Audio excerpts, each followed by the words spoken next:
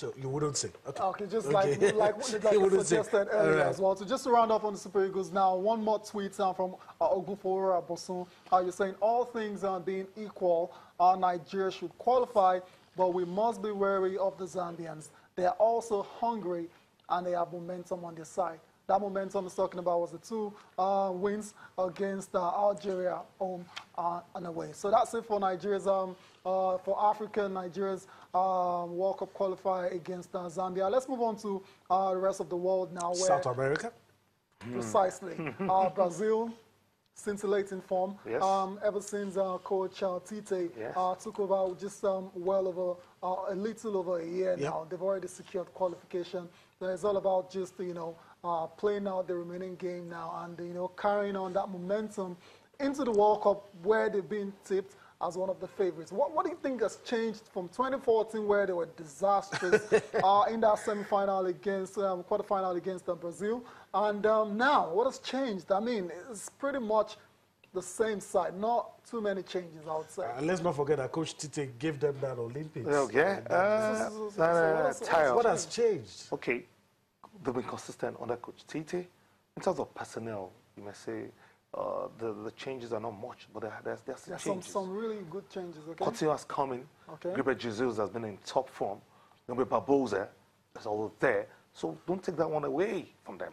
Now, what they lacked at that World Cup in the emulation of Belo Horizonte, you understand? I could remember very well. The Brazilians that went to that World Cup, the Brazilian national team that went to that World Cup, with the way they shadow of their old self.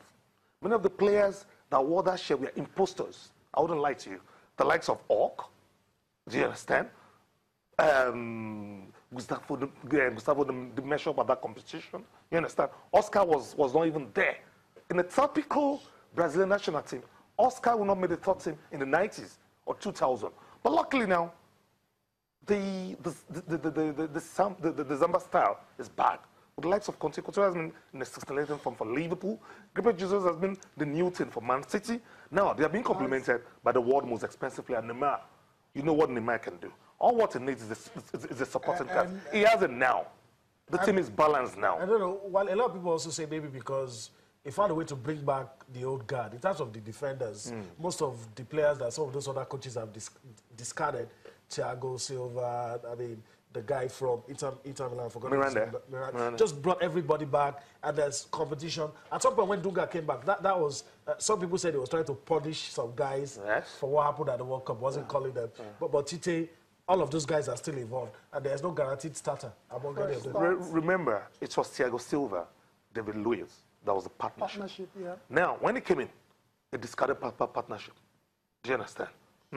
It was Miranda, I can also partner to Miranda in the defense line. Miranda was Dunga's captain. No, Miranda Marquinhos. Yes. They were the central defensive partnership. For Dunga. No, not for Dunga. Not for Dunga.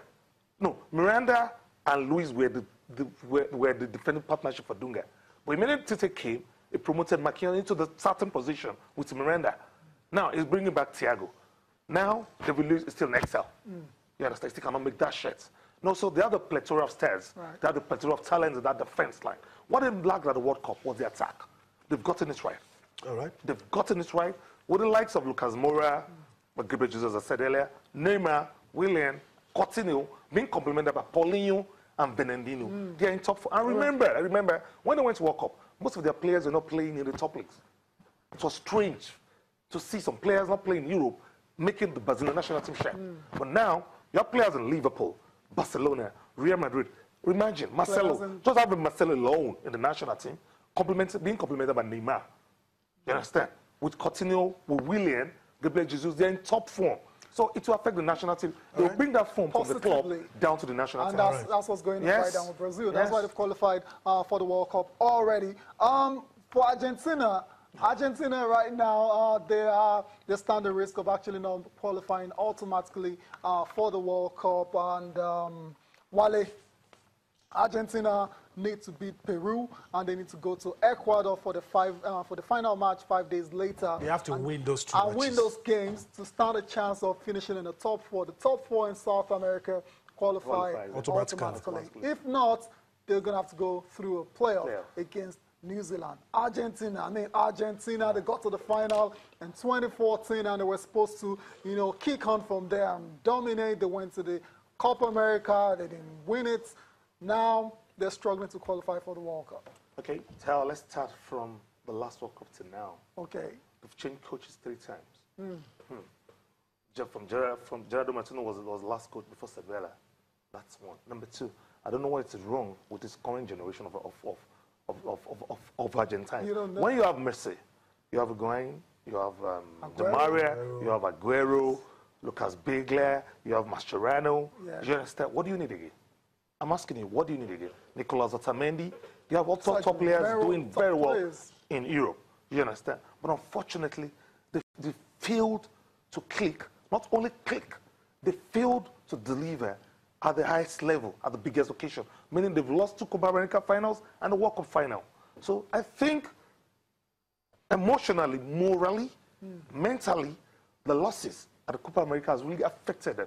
That's one. Number 2, this campaign, from the news that Messi wanted to retire from the national team, down to some players not feeling the vibe of playing the national team, has really affected them. But nevertheless, they must be at the World Cup because it will be a stain and a setback for the careers of many of them. Because Messi, there's been a negative thing for him. He has not won major international competition, so he must win this time around. He must get to the World Cup, not even winning. They're condemned to get to the World Cup. They're condemned.